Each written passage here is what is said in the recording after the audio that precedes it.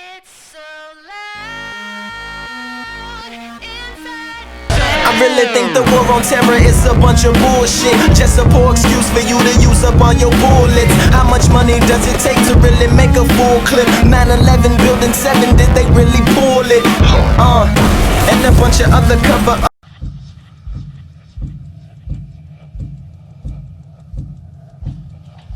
We're going to go right back to Jan Crawford. She's had an opportunity to read more of the opinion. And Jan, what do you see?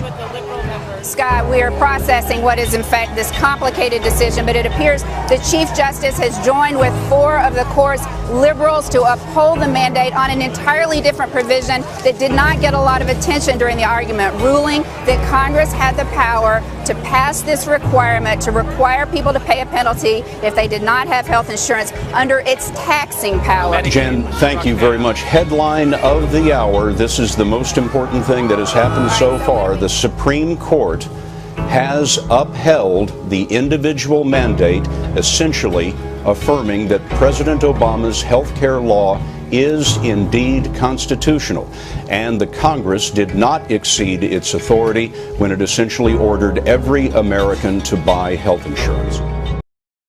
The ultimate goal that these people have in mind is the goal to create a one world government run by the banking industry, run by the bankers, and they're doing it in sections. The European currency, the euro, and the European Constitution is one part of it.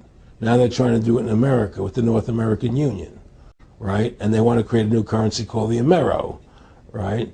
And the whole agenda is to create a one world government where everybody has an RFID chip implanted in them.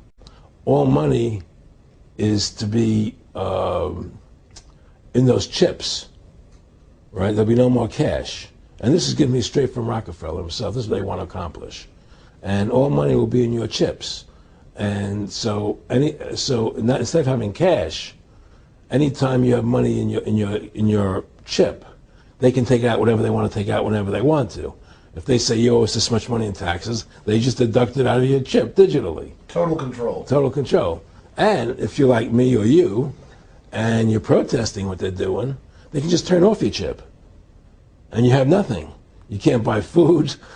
You can't do anything. It's total control of the people. And that chip's connected to a database that has your purchasing records, what you do, what you sell. Everything is in there, you know?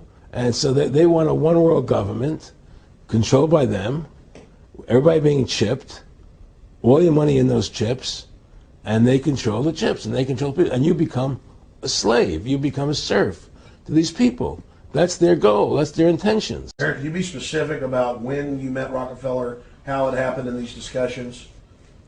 I met Rockefeller through a female attorney I knew who called me up one day and said, one of the Rockefellers would like to meet you. I had made a video called Mad as Hell, and he'd seen the video and wanted to meet me and knew I was running for governor of Nevada. So sure, I'd love to meet him. And I met him and I liked him, and he was a very, very smart man. And we used to talk and share ideas and thoughts. And he's the one who told me 11 months before 9/11 ever happened that there was going to be an event. Never told me what the event was going to be, but there was going to be an event. And out of that event, we were going to invade Afghanistan to run pipelines from the Caspian Sea. We were going to invade Iraq, you know, to take over the oil fields, establish a base in the Middle East, and make it all part of the New World Order. And there's going to be this war on terror, which is no real enemy, and the whole thing is a giant hoax, you know, but it's a way for the government to take over the American people. 9/11 was done by people in our own government and our own banking system to perpetuate the fear of the American people into subordinating themselves to anything the government wants them to do.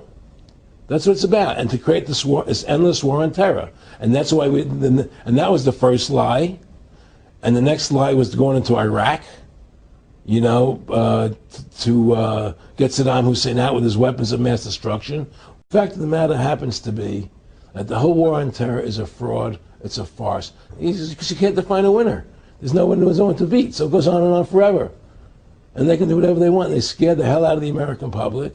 Look, this whole war on terror is a fraud. It's a farce. It's very difficult to say it out loud because people are intimidated against saying it. Because if you say it, they want to make you into a nutcase. It was 9/11 that allowed this war on terror to begin. And until we get to the bottom root of 9/11, the truth of 9/11, we'll never know about the war on terror. Humans injected with a tiny chip holding the key to all of their private information. But as you're about to see in our CBS 46 investigation, it's not fiction. In fact, it's being marketed in Georgia as life-saving technology. So why do some experts say it's potentially deadly? CBS 46's Kim Fedek investigates. It's used in key cards, prepaid tolls, even checked luggage. It's called RFID technology, or radio frequency identification. Small chips that store information. So here's the chip. And now that same technology is literally available in the flesh, with chips injected right into people's arms. It says it burns a little bit. That's about it. Atlanta firefighter John Santola was injected with the chip about the size of a grain.